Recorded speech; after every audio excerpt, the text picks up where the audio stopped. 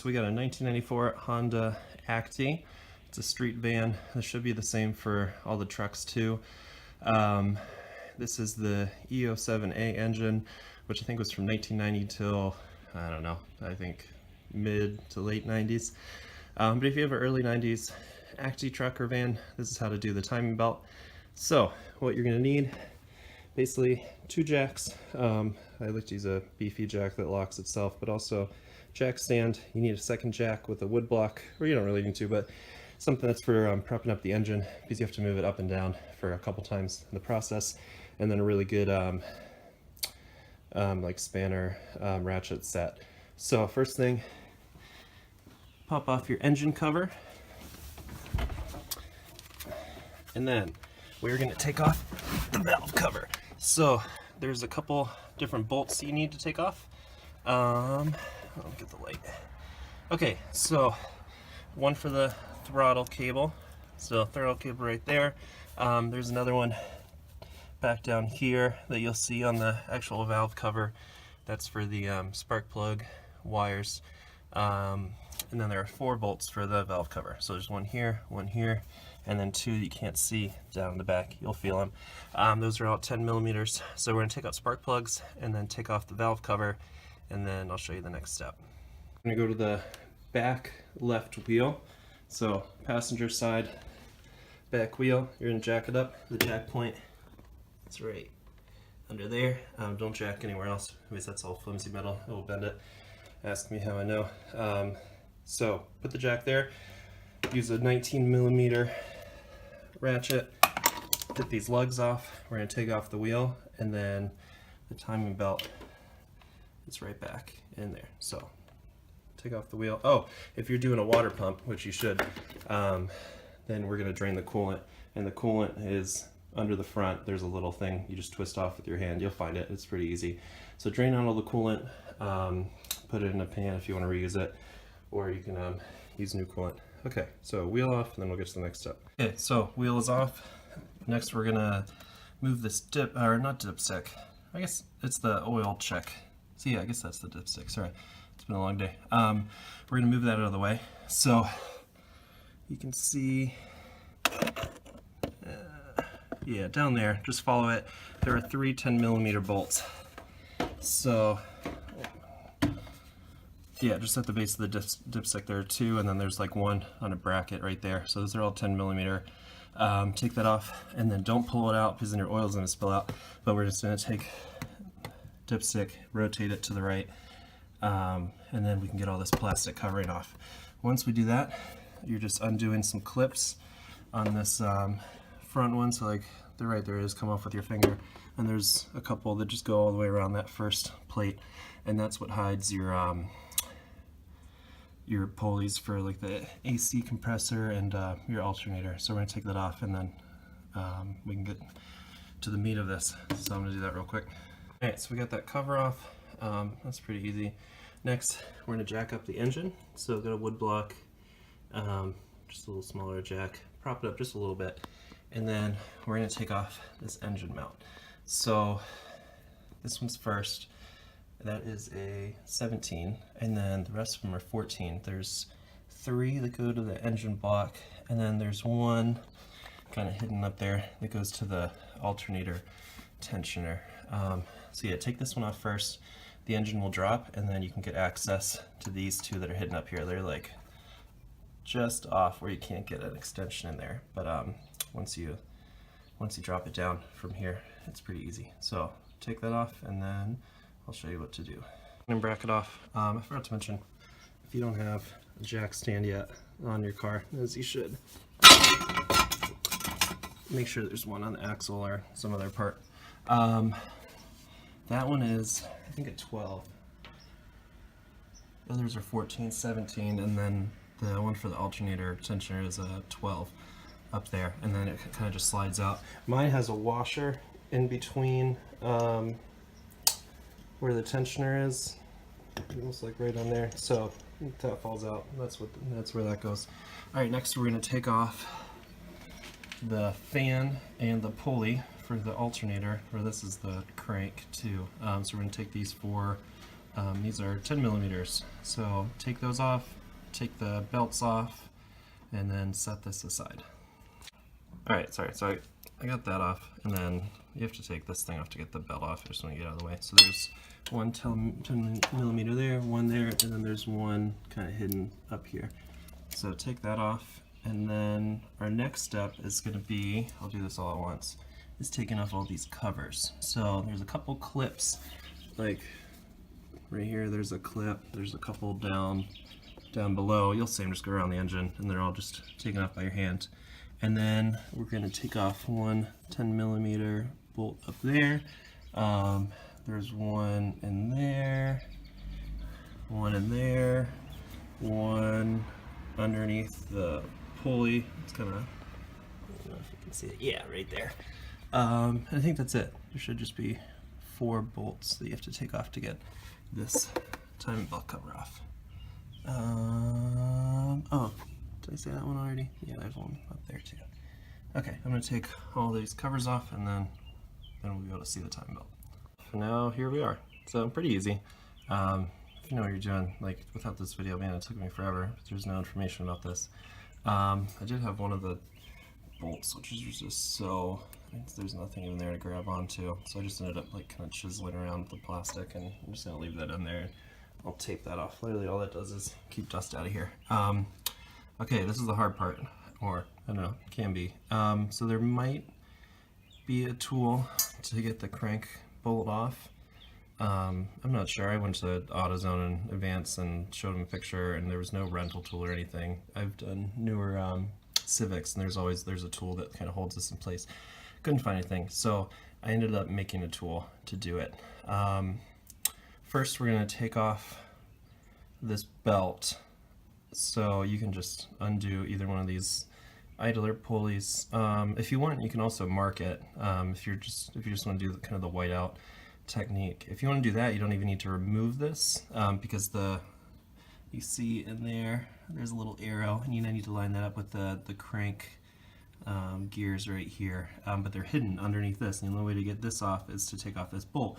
So if you just want to go straight whiteout method, which is basically marking belt and then teeth, and then belt and then teeth, you can do that, and then you don't need to take this off.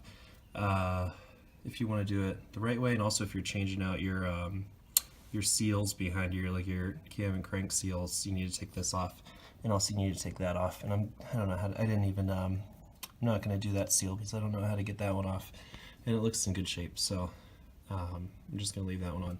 But if you want to do the crank seal here, then you need to get this bolt off, and I'm going to show you how to do that. So basically made a tool. So I just bent a piece of steel, and then I drilled 2 holes into it, and then those line up with that. And I also kind of chiseled out a piece here. You don't have to. You could also just do this and then cut out a little like half circle here so it fits over. I was trying different things to get that off, and that broke anyway, so it doesn't really matter. That's kind of an irrelevant part of it. Just it's a placeholder for the pulley that goes on there. So anyway, we're gonna drill 2 holes, get this long piece, and then we're gonna go back and grab, where are they? Yeah, 2 of these, and we're gonna bolt 2 of those into 2 of those, and then you're gonna kind of route it up over here.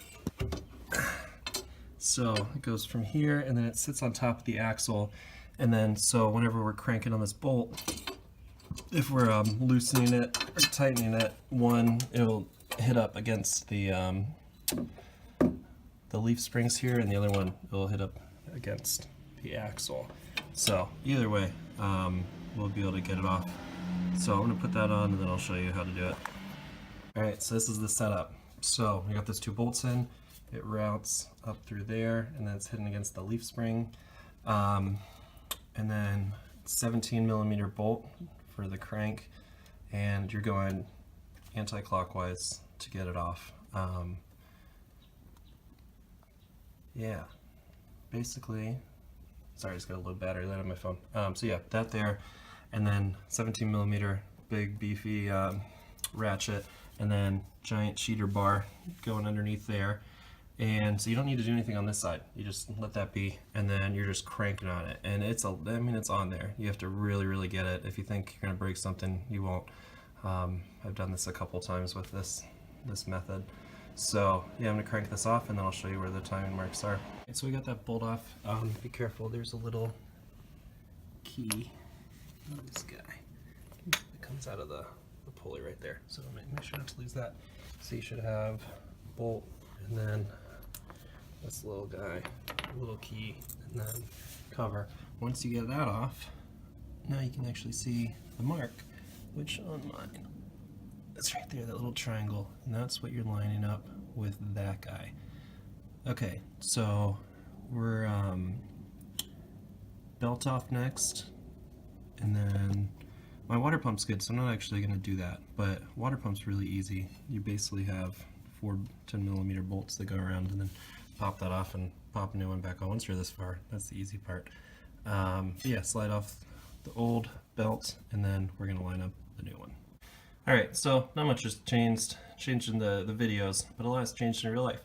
So the reason I'm even doing this video is because I did this job. It took me, I don't know, like 8 hours to figure out, because it's just unlike anything I've really worked on, and you know, raising and lowering the engine was kind of weird. Anyway, I got it all back together, and it was running like absolute crap. And I mean, it was just really loud, didn't have a lot of power, and I was like, man, I did something wrong. So I was redoing this again and doing the video, since I knew how to take everything off, and that was easy. But I was doing it just mainly to figure out what was off with my timing. So what it ended up being is right here. Like, they never line up perfectly, but that arrow was like kind of in between. So like this arrow before was on top of the arrow, so it was one tooth, that forward or back, either way, this was one tooth up, and it was just running like crap. And now I changed it one tooth, and I got smart, and instead of putting it all back together, I just like kept the engine hoisted up, put the valve cover back on so it wasn't shooting oil everywhere, and then started it up, and now it runs perfect, just like it did. So point being, once you do this, I would highly recommend putting the valve cover back on just loosely, you know, just tighten down those 4 bolts, putting your, you know, your spark plug caps back in, and then just running it, make sure it idles normally, because otherwise, you know, you could do all that work for nothing. Okay, so enough of that. To get this belt on, I don't want to do it again, because now I got it perfect, and it's going to stay that way. The key is, you want all your slack to be between the cam and the crank. So the way I put it on was kind of loop it around here, so making sure this doesn't, once you get that kind of lined up, you want to make sure it stays. I don't know, I can't remember if I said you want the up, and then you want this lined up with the top of the head, and that with the top of the head over there. The other reason this is so hard is because this is kind of hidden up there. You can't even get your head, because the fender wall's right in the way. So you can't even like line it up. So you're kind of just eyeballing it over here, which is why this was so hard. But anyway, that's what I said. Start it up, make sure it starts. Okay, so yeah, once we got that there, and the up, and we got this, then you're gonna put your belt on. So wrap it around this way, wrap it around your idler pulley. If you're replacing these, make sure to replace them. And this is all self-explanatory. The hard part is lining up these things, because there's no info about that online. Anyway, so you're going around here, up the water pump, up to the top of the cam, and you want to make that as tight as possible. You want all the tension to be on this side, and then once you loop it around, I had the idler or the tensioner loose, and once it's loose, it's kind of held on by this spring, and then so you put it all the way up, and then you kind of slide the belt over, and then it will tension it. And my kit didn't come with a new tensioner, so it's not like it automatically sets. So this is kind of old and worn out, so I did whatever tension it set it to just by pulling it down, and then I added a little more just by pushing down on this pulley, and then you tighten up this bolt. So you have that, like, you know, touching but not tight, and then you get the tension right. What I've always been told is you want like a 1/4 of an inch, 1/2 an inch, I don't know, 1/4 of an inch of play. So I got that all the way around. Also, I think you want to be able to turn it on a longer, what I've always been taught is on a longer timing belt, you want to be able to turn it 90 degrees, which I bet I could if this weren't such a small distance between them. Anyway, so yeah, once you got that on, once you make sure it runs, then we just slap everything back together. Other thing, if you want, while you're in here, I would get a thermostat. So the thermostat is that big tube right there. It's right under the water pump. It's all actually in the same housing. So you get thermostat. There's a couple bolts down there. There's 3 bolts. Make sure to take them all off kind of at the same time, you know, cinching them down or loosening them up at the same time. Otherwise, one of them is going to bind up. And one of mine broke, and I did, you know, drill it out, and that was a pain. So yeah, once we got all this back together, make sure this is tight. Then we're just reversing our steps. So we're going to put you know, this back on, and then put that bolt back on. And to tighten this up is the exact opposite procedure we did. We have that little breaker bar attachment thing that I made, and then you go over here, and then it's going to sit on this back axle right here, and then push downwards when you tighten it up. I'm sure there's a, you know, how many foot-pounds it's supposed to go to. I think it's like 175. Don't quote me on that. But also, I mean, it's really just get it on as tight as you possibly can. I don't think you can go too tight on it. And really, I don't know if I have the strength to go too tight on it.